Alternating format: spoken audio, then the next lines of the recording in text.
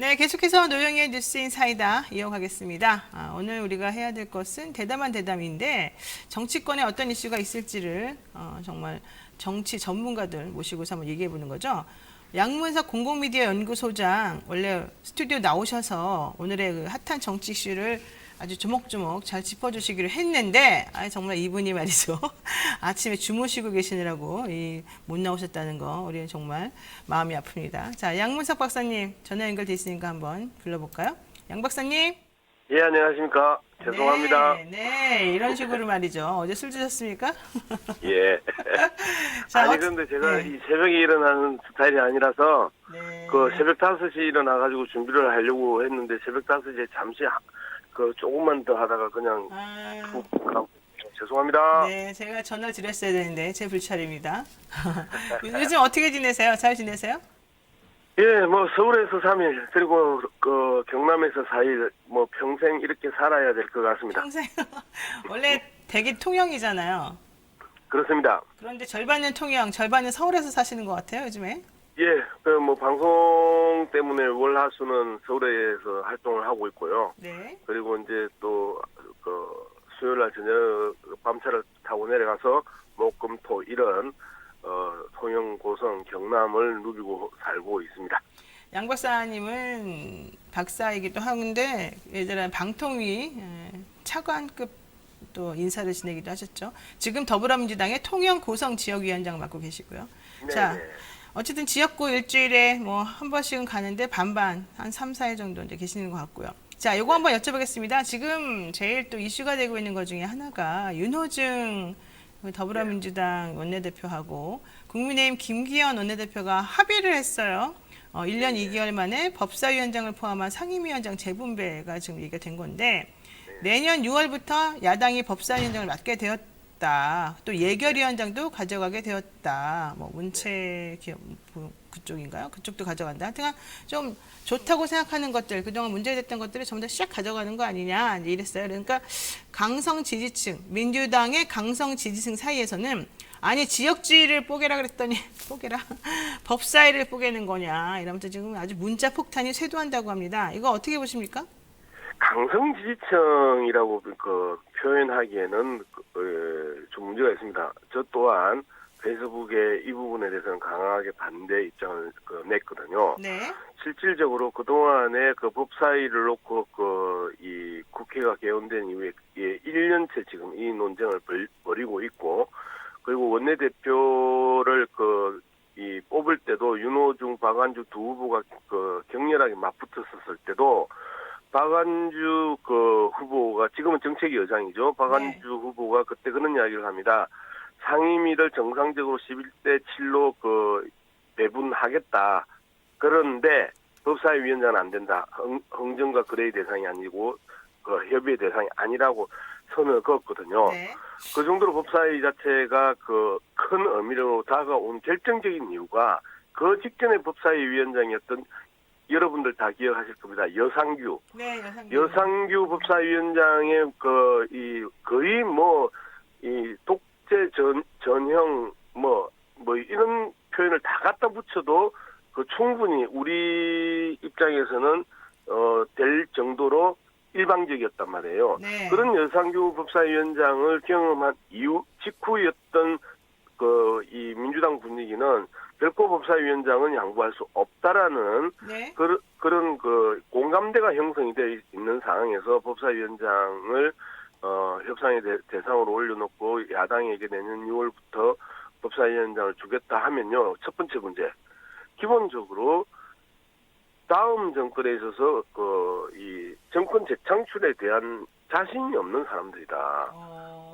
내년 6월이면 새로운 정부가 들어와가지고 본격적으로 이 공약을 풀어나가는 시점이고, 네. 그다음에 대대적인 개혁을 할 시점이고, 만약에 민주당 정부가 들어섰을 때는 개혁의 완수와 완료에 대한 이러한 강력한 의지들이 본격적으로 발현되는 시점인데, 네. 여기에서 야당이 법사위원장을 맡으면서 또 골키퍼 역할을 하면 결정적으로 치고 나가야 될 때 계속해서 골문에서 골이 막히는 이런 현상들이 안 봐도 뻔한 상황이 돼버리는 거예요. 그런 측면에서 보면 그 법사위원장을 야당에게 주겠다 하는 사람들은 그냥 정권 재창출에 대한 기본적인 포기 의식이 있는 것 아니냐.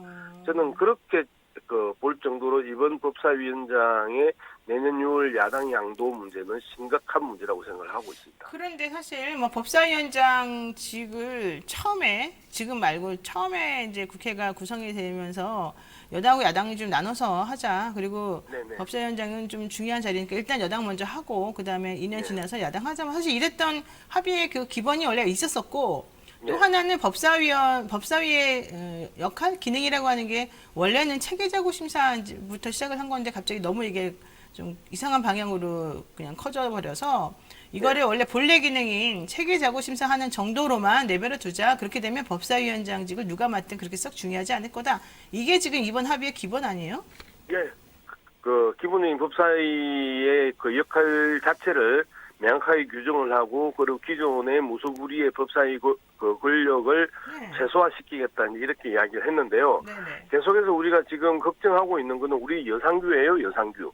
여상규가 그 휘둘러 왔던 법사위, 아무것도 못하게 하는 식물국회로 만들었던 법사위, 네. 이러한 법사위를 계속해서 그 머리에 떠올릴 수밖에 없는 것이고, 그리고 법사위원장을 넘겨주겠다고 이야기를 하면 일단 법사위와 관련된 기본적인 법을 바꾸고, 그리고 이러한 이 법사위의 이 엄청난 권한들을 최소화시키고 더 이상 법사위가 식물국회로 만드는 결정적인 역할을 할 수 없게 만든 뒤에, 그 뒤에 법사위원장에 대해서 야당에게 법사위원장을 주고 계속 돌아가면서 하거나 안 그러면 야당이 계속 하거나 뭐 이런 식으로 그 협상이 진행이 됐다면 많은 민주당 지지자들이 걱정을 하지 않겠지요. 그리고 이 부분에 대해서 이렇게 심각하게 반발하지 않고 그리고 일부 대통령 당내 경선 후보들도 이렇게 반발하지 않겠지요. 네. 그런데 전혀 갖춰지지 않은 상황에서 그조차도 합의잖아요. 네. 실질적으로 자꾸 수정과 체계 재구성에 대한 부분들로 최소화시킨다라는 것조차도 합의란 말이에요. 그런 상황에서 그 기본적인 불신이 있는 네. 국민의당에 대한 불신이 강한 민주당 지지자 입장에서는 받아들일 수 없는 거죠. 그러니까 법사위의 역할을 뭐 축소한다 하더라도 그게 지켜지지 않으면 어떤 네. 조치를 취할 수 없기 때문에 사실 의미가 없는 것이고 위험하다 한 이거죠. 가지만 사례를 들어드리면요. 네네. 지금 방송통신과 관련된 이 과기방통위 같은 경우에요. 네. 국민의힘의 간사가 네. 아무것도 합의를 안 해줘요. 어. 소위원회에 가가지고 그것들을 정리를 자꾸 정리부터 시작해가지고 정리를 해서 법사위에 넘겨야 되는데 네네네. 모든 관련 법안에 대해서 다 지금 이 자리를 맡고 있는 거예요. 법안 심의 소위를 만들어서 네네. 빨리 거기 가가지고 현재 공영방송 지배구조 문제라든지 그다음에 여러 가지 언론관계법들을 토론을 하고 거기에서 정리를 해야 다시 상임위로 와가지고 상임위 통과를 해가지고 법사위로 넘어가야 되는데 네. 간사 한 명이 딱 길목을 잡고 있으니까 꿈쩍을 못하는 거거든요. 마찬가지입니다. 간사 한 명이 상임위에서 이 정도의 네. 이 주어진 권한 안에서 방해를 해도 거의 식물국회에 가까워지는데 법사위원장이 그 길목을 잡고 있으면요. 정말 아무것도 할 수 없는 상황이 벌어지기 때문에 말씀하셨던 자꾸 수정과 체계 재구성이라는 법사위 기본적이고 본연의 임무로 축소시킨다 하더라도 네네. 이 문제는 법사위원장의 역할이 엄청나게 클 수밖에 없는 겁니다. 그러니까는 아무리 민주당이 180석에 달하는 준하는 그런 의석을 가지고 있어도 이러한 법안 소위 각 부처의 소위에서 맘만 먹으면은 사실은 무력화시킬 수가 있고 네. 그래서 특히 법사위 위원장을 누가 가져가느냐가 중요하다 이런 얘기네요. 네. 예, 자 그런데요 이낙연 경선에 지금 참여하고 있는 후보 그냥 법사위원장 문제는 이미 정해졌으니까 야당하고 약속 지켜야 된다 이런 얘기인 것 같고 이재명 후보 같은 경우는 아니다 뒤집어야 된다 이런 입장인 것 같은데 그럼 어떻게 됩니까? 오늘 이 방송에서도 제가 커밍아웃을 하지 않으면 이 논의를 정확하게 설명을 할 수가 없는 건데요. 네네. 제가 현재 이재명 경남 경선 상임본부장을 맡고 있습니다. 즉 이재명 캠프에 몸을 담고 있는 평론가 중에 한 사람이라고 하는 부분들을 전제하고 오해 없이 시청자들은 들었으면 좋겠는데요. 네. 계속해서 이재명과 이낙연의 충돌이 일어나고 있고, 그리고 법사위 위원장 관련만 해도 이재명은 이 협상에 대해서 인정하기 어렵다고 이야기하고 있고, 이낙연 후보 같은 경우는 그 기존에 합의된 내용이기 때문에 별 문제가 없다라고 이야기를 하는데요. 제가 이제까지 말씀드렸던 것처럼 대통령 선거에 당선되고자 하는 의지, 그리고 가능성, 이런 부분에 있어서 계속해서 이야기를 하는 겁니다. 대통령이 당선돼야 되고 대통령이 당선되고자 하는 강력한 의지가 있는 사람 입장에서는 법사위가 우리 당에 유지가 되고 있고, 법사위 위원장이 새로운 개혁과 새로운 이 법제 개정에 있어서 걸림돌이 되지 말고 오히려 힘을 실어줄 수 있는 사람이 돼야 된다라고 하는 강력한 의지가 있는 후보와 없는 후보의 차이인 거죠. 일단 지금 우리가 갈 길이 먼데 너무 질문의 답을 그냥 길게 하시는 것 같아요. 조금만 짧게 해주세요. 죄송합니다. 아니요. 자, 요거 한번 여쭤볼게요. 이제 지금 이낙연 전 대표하고 이재명 지사에게 나왔고, 또 우리 소장님께서는, 박사님께서는 나 이재명 지지한다, 지금 이렇게 얘기를 하셨어요. 네네. 자, 요걸 전제로 해서 여러분들 좀 잘 들어보시기 바랍니다. 지금 탄핵 찬반 투표 논란, 그러니까 노무현 전 대통령에 대한 이걸로 좀 충돌했었던 이재명 지사하고 이낙연 전 대표, 이번에는 백제 논란으로 지금 난리가 났어요. 그래서 네네. 요즘에 지금 명락전쟁이라는 말이 나오는데요. 네네. 이거 지금 두 분이 이렇게 싸우는 거 맞아요? 그리고 실질적으로 이재명 지사 측에서 좀 너무 이거는 자꾸 키우는 거 아니에요? 아니, 그렇게 말씀을. 이 두 가지 측면을 해서 좀 볼 필요가 있는데요. 네네. 하나는 그동안의 민주당 당내 경선에 대한 흥행에 대해서 많은 분들이 걱정을 했었습니다. 그리고 경선 연기론자들은 이 더운 여름에 뭘 할 수 있겠냐라고 하면서 계속해서 연기를 해야 된다고 이야기를 했는데, 자연스럽게 연기는 됐지만, 실질적으로 흥행에 있어서는, 이재명, 이낙연 두 후보 간에 있어서의 격렬한 전투들이 많은 국민들의 관심을 올렸고요. 네. 그리고 실제적으로 국민의당이 존재가 희미할 정도로 더불어민주당 당내 경선이 많은 이 국민들의 관심을 집중시키는 데 성공을 했습니다. 이런 측면에서 봤었을 때, 소위 말하는 네거티브, 마타도하고 네거티브는 다르거든요. 마타도하는 기본적인 근거가 없는 말 그대로 지어낸 소설 같은 이야기를 가지고 상대를 공격하는 거라면, 네거티브는 철저하게 사실을 바탕으로 해가지고 그 사실을 부각시키는 이런 이 개념인데, 이런 네거티브 이 공방 자체가 많은 국민들의 관심을 끌어올렸고, 우리의 더불어민주당의 후보들이 어떤 역할을 하고 있고, 어떤 말을 하고 있고, 어떤 정책을 던지고 있는지에 대해서 충분히 드러낼 수 있었기 때문에 저는 상당히 괜찮다, 이 정도 수준이면 더 이상 넘어가는 게 문제다라고 생각을 하고 있습니다. 네. 자, 노영의 뉴스 인사이다 여러분 지금 듣고 계시는데요. 양문석 공공미디어 연구소장하고 함께 하고 있습니다. 여러분 질문 있으시면 댓글에 좀 남겨주시고요. 지금 현재 이재명 지사 쪽을 조금 지지하신다고 지금 커밍아웃 하셨으니까 그걸 감안하셔서 얘기를 하시면 될 것 같습니다. 자, 윤석열 전 총장 얘기 좀 한번 해보겠습니다. 윤 전 총장 국민의힘 입당 8월 달에 있을 것이다 없을 것이다 말이 많습니다. 어떨까요? 저는 없을 거라고 보는데요. 이준석 대표하고 이제 치맥 이 해동을 했다는데, 윤석열 전 총장은 바뀐 말이 하나도 없습니다. 저희 결정을 기다려 주십시오 라고 이야기했던 게 다였고요. 네네. 이준석 대표는 절반은 해결했다라고 이야기를 하는데요. 대동소이라는 게 뭐냐면요. 네네. 대동은 자기들끼리 계속해서 정권 교체를 이야기하겠다고 했던 건 대동이었었어요. 네. 항상 소위가 문제였죠. 입당 시기에 대해서 문제였는데, 입당 시기에 대해서 윤석열 후보는 여전히 자신의 결정을 좀 기다려달라고 이야기했고, 이준석 대표는 빨리 들어오라고 이야기했기 때문에 아무것도 해결된 게 없다. 오히려 입장만 이준석 대표의 입장만 바뀐 거지, 윤석열 입장은 바뀌지 않았다. 두 번째, 더불어민주당의 당내 경선 1차부터 4차 토론까지를 그 윤석열은 쳐다보고 있었을 겁니다. 네네. 1대8, 1대7에 그 집중적인 그 난타를 그 당하는 모습들을 쳐다봤기 때문에 윤석열은 감히 들어가가지고 정치의 달인이라고 할 수 있는 홍준표, 정책의 달인이라고 할 수 있는 유승민, 그 당에 있어서 나름대로 달인이라고 할 수 있는, 그리고 예의와 그 기본적인 그 내용이 부족한 윤희숙, 뭐 이런 사람들이 있잖아요. 네. 그런 사람들의 공세를 윤석열이 과연 버텨낼 수 있을 것인가. 본인 스스로도 생각해봤을 때 버텨낼 수 없기 때문에 못 들어가는 거예요. 안 들어가는 게 아니고. 네. 그런 측면을 우리는 명확하게 쳐다보고 있어야 된다. 근데 자꾸 이야기를 하는데 왜 이렇게 끊죠? 사실 지금 또 제일 곤란한 사람이 안철수 전 대표 하니까 낙동강 오리알지 좀 생각이 나는데. 예. 자, 저는 예. 그 지금 뭐 안철수 대표 얘기할 시간은 없고요. 제가 이거 여쭤볼게요. 윤석열 전 총장이 사실 지금 약간 자신감을 얻은 계기가 있어요. 어제 네. 후원금 모집했는데 뭐 하루 만에 그냥 다 채웠잖아요. 25억인가? 네. 20억 넘게 채웠죠. 물론 조금 돌려줘야 예. 되나 본데. 자, 추미애 후보의 13배다 이런 얘기 나오고 있습니다. 네. 와, 뭐 이 정도면 정말 대단한 거 아니에요? 어때요, 이거?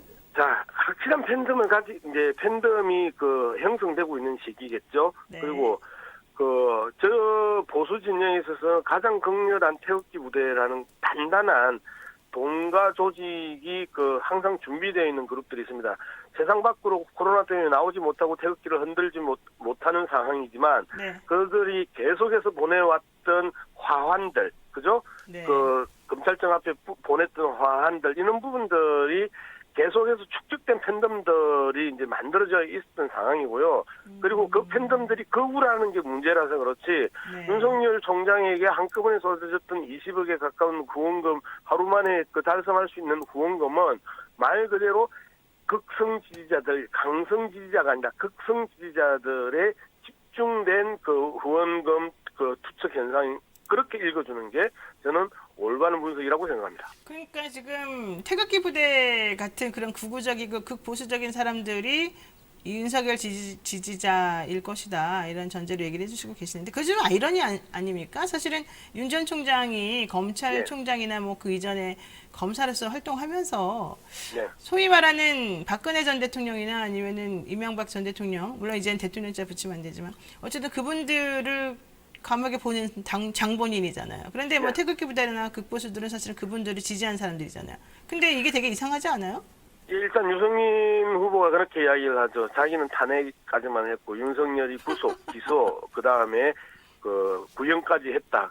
그렇게 이야기를 했음에도 불구하고 태극기 부대는 뭔가 자신들의 의지를 투영시킬 수 있는 대상이 필요한 거잖아요. 네. 박근혜를 통해서 그 의지를 투영을 시켰고, 거구적 정책과 생각들을 투영을 시켰고, 그 다음에 이제 윤석열을 통해서 거구적 생각을 투영을 시키는 과정이고요. 네. 그리고 자기 스스로들을 아주 편안하게 생각을 왜 그러냐면, 네. 윤석열은 스스로 한 것이 아니다. 문재인 시켜서 한 거다. 그래서 시킨 놈이 나쁜 놈이다. 이런 식으로 계속 논리를 합리화시키고 정당화시키기 때문에 네네. 태극기 부대가 결정적인 지지 세력으로서 역할을 하고 있다.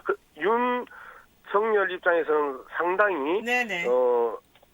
고무될 수 있는 오판하고 잘못 분석하면 네네. 그런 상황입니다. 그렇구나. 요거 하나만 짧게 여쭤보고 끝내겠습니다. 공수처가 오늘 조희연 서울시 교육감 소환하거든요. 네. 전교조 출신 해직교사 특혜 채용 의혹으로 지금 피해자 신분이 된 건데, 이분을 사실은 감사원, 최재형 전 감사원장이 감사원장으로 있을 때 수사 의뢰를 네. 한 사건이잖아요. 네. 그래서 뭐 조 교육감은 자기가 포토라인에 서가지고 이제 본인이 좀 밝히고 싶다 이런 얘기 했는데, 제가 궁금한 건 그게 아니라 최재형 전 감사원장이 지금은 감사원장직에서 내려놨지만 조희연 전 교육감이 특혜했다 그러면서 공수처에 보내놓고, 사실 본인이 감사원장으로 있을 때 특혜 채용이 많았다는 게 또 지금 밝혀지고 있지 않아요? 네. 그거 어떻게 생각하십니까? 그러니까요. 이 문제에서 한 30명 이상이 감사원장 시절에 특히 채용으로 그러니까요. 지금 또 의심을 받고 있고, 그 부분들이 이제 구체적으로 밝혀질 가능성이 높은데요. 네. 아마도 제가 생각하기에는 최재형 전 감사원장의 이 사건이 부메랑이 될 거다. 부메랑이 될 거다. 네. 발목을 감는 부메랑이 될 거라고 저는 생각을 합니다. 계속해서 진보 인사와 그 진보적인 정책에 대해서 발목을 잡아왔던 최재형, 그리고 그것으로서 자신이 대권 출마의 기반을 만들고 차근차근 다져왔던 최재형 입장에서는 그 민낯이 이제 온 세상에 드러나는 시기가 바로 오늘 조희연 교육감이 포트라인에 서면서부터 시작될 것이다. 네. 라고 저는 생각을 합니다. 그렇군요. 오늘 포토라인에서 아마 그런 것들이 조금 지적이 될 것이다. 민낯이 드러날 것이다. 하는 부분이 아니고요. 이 사건과 최재형의 관계가 그동안에 알고 있었던 사람들, 알고 있었던 국민들이 거의 없었단 말이에요. 네네. 그런데 본격적으로 조희연 대 그 최재형의 싸움 자체가 네. 본격화될 것이면서 국민들이 인지하기 시작하는 네. 그 출발점이 될 거라는 거죠. 네, 좋습니다. 오늘 대담한 대담 주제에 대한 관심이 뜨거운데, 논평 빨려 들어갑니다. 이런 얘기도 해주시고요. 또 어떤 분, 지승호님은 이준석 대표는 이재명 지사가 상대하기 편하다고 하는데 이 부분 어떻게 보시는지, 또 양 소장님 그렇게 커밍아웃 하시면 안 됩니다. 뭐 이런 얘기 하셨습니다. 대답은 나중에 듣도록 하겠습니다. 네, 오늘 여기까지 듣겠습니다. 고맙습니다. 예, 고맙습니다. 네, 노영희의 뉴스 인사이다. 다음 순서 기다려주세요.